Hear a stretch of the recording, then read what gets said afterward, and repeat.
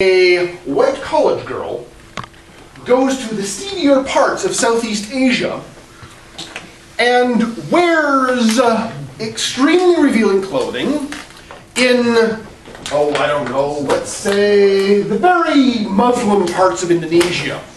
Where she's killed. Where rape gangs will occasionally wander. I mean, I don't think Indonesia has rape gangs, but there's parts of the Middle East, but they have rape gangs.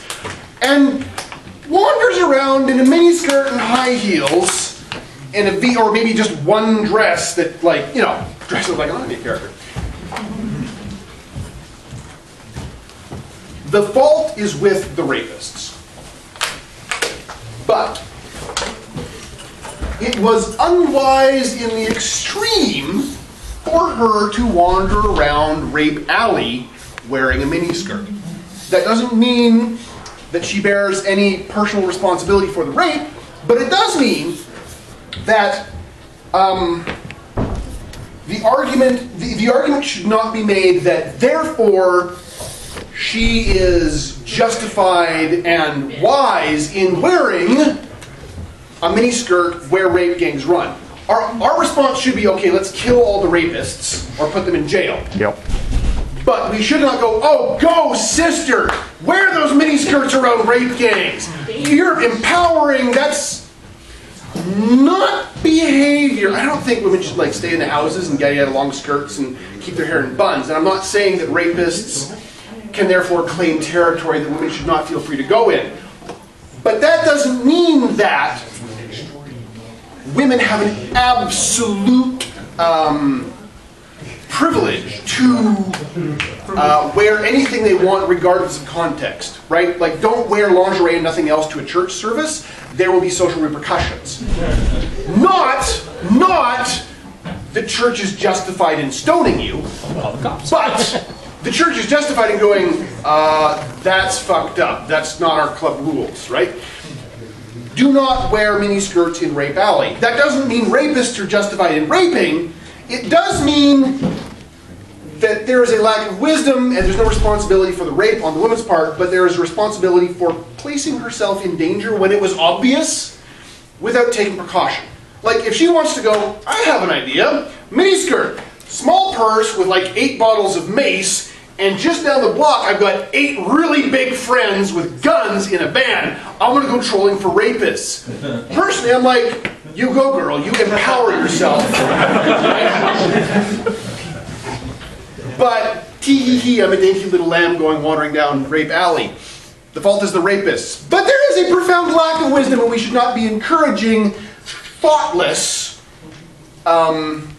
extension of privilege one-sidedly. What's that term? Without considering context.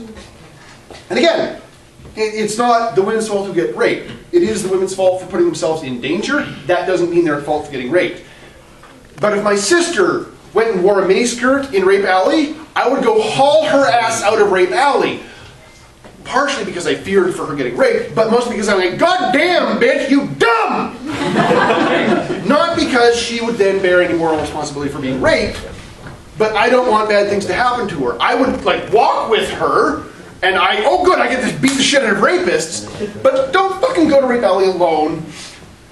And miniskirt, that is not, again, so there's another context in which you can say, well, yeah, but then, what about, like, are you saying that therefore if our society says that women, like, shouldn't wear, like, skirts at all, like they all have to wear pants and weird stupid hats, women should just do that without, like, questioning it? I'm like, no, question it. But if your society says women who don't wear stupid hats shall be stoned, when you go out without a stupid hat, do so on the 4-box premise that you've got your soapbox where you make announcements and speeches, and if that doesn't convince anybody, you go to the ballot box, which is you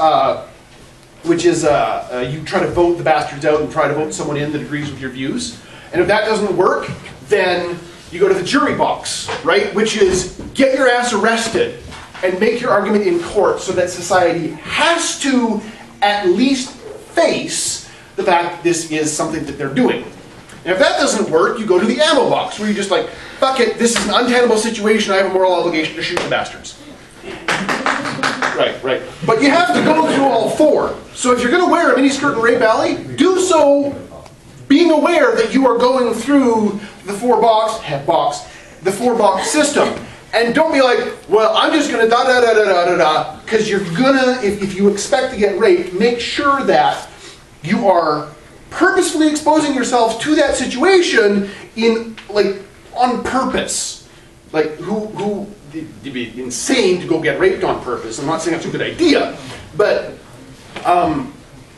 when you do something that is deeply inadvisable, do so aware of what the likely social or legal or practical consequence is, and be prepared for it.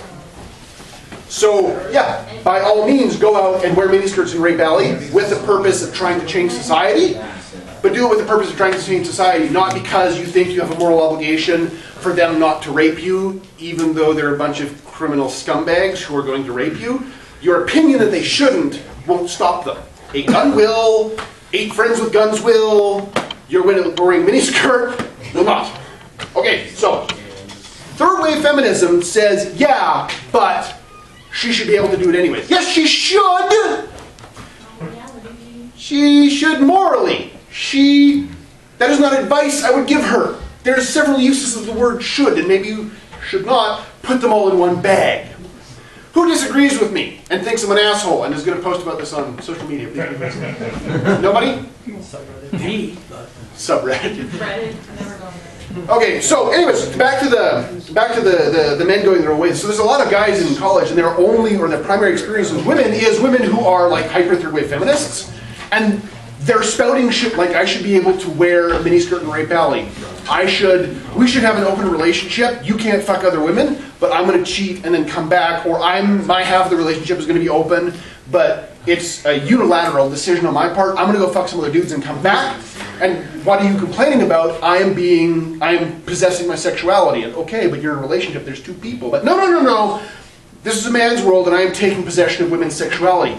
But you're in a relationship, and there's 2 people. No, he's just a penis, and they don't have rights.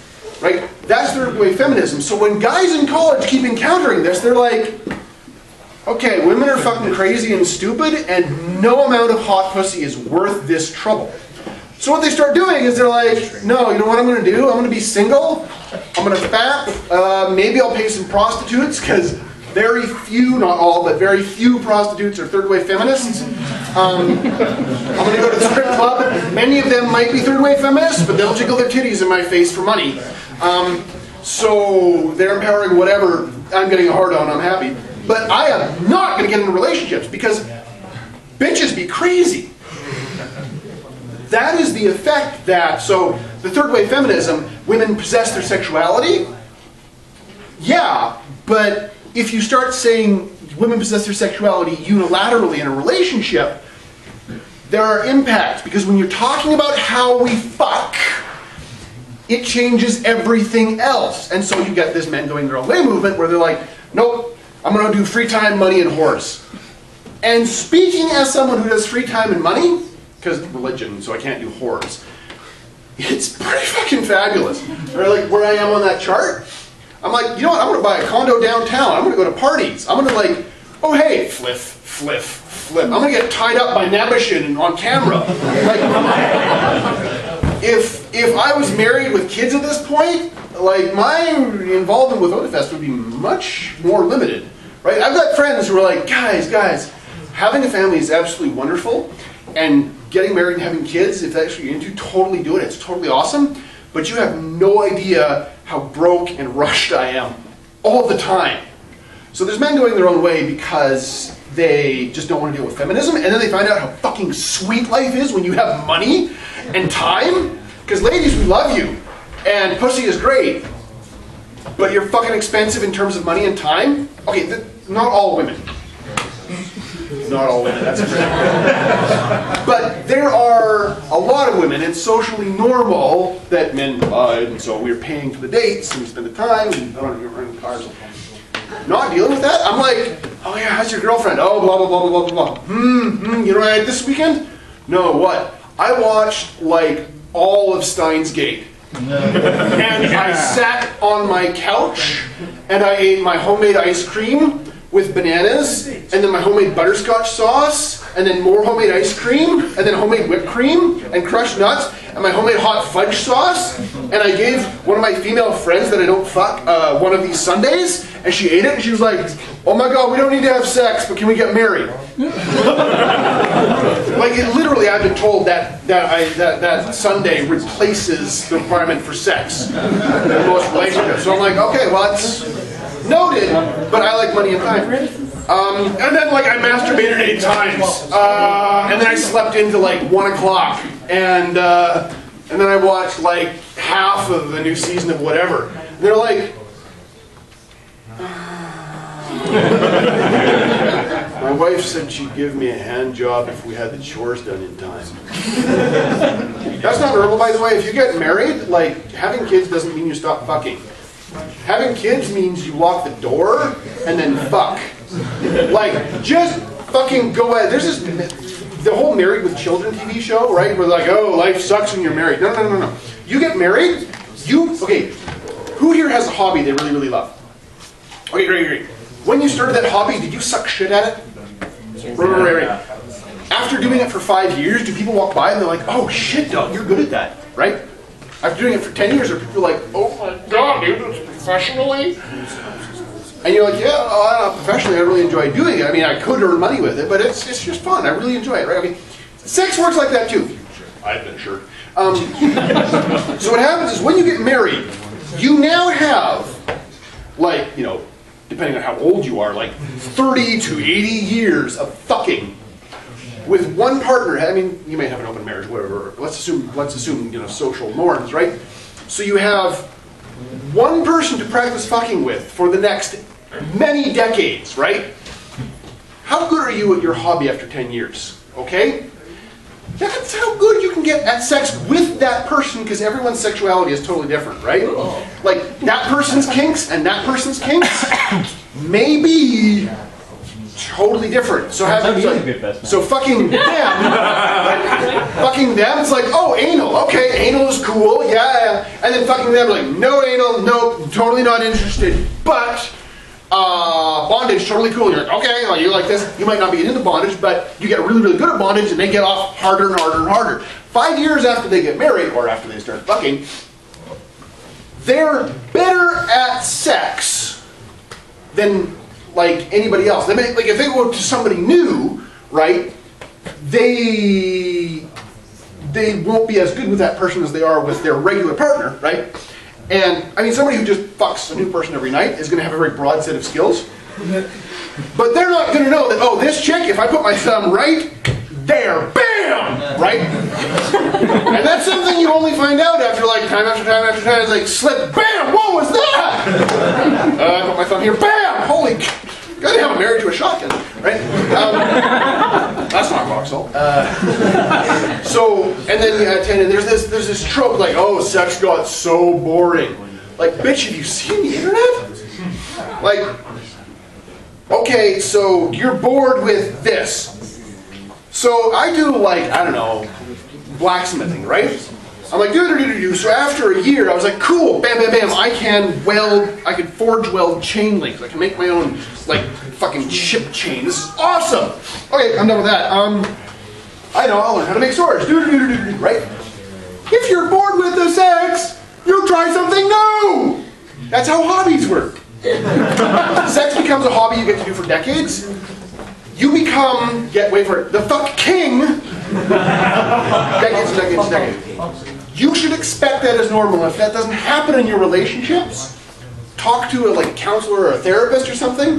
There's going to be shit that your partner doesn't know that they like. Experimentation is important. Communication is even more important. If things get boring, it's not because sex fails eventually. It's because, well, statistically, if sex gets boring, it's because you are not having enough sex, or you have stopped trying to woo the other person. I don't mean woo, I mean that heady rush of emotion when you're really trying to win the person over shouldn't stop. Like, even if you're like, oh my God, it's like 8 a.m. on a Saturday, I just want to sleep in. But you wake up early, go make super waffles and ice cream, and bring out Bam Bam Bo. Look how nice I'm being to you, not for the sake of being nice, but because I love you and I want to express my attraction to you. And all of a sudden they're like, holy shit, thank you. I'm going to give you an excellent blowjob. And you continue that pattern, and what you get is a pattern of, okay, maybe we should exercise after the waffles, because I don't want to roll you out of bed. But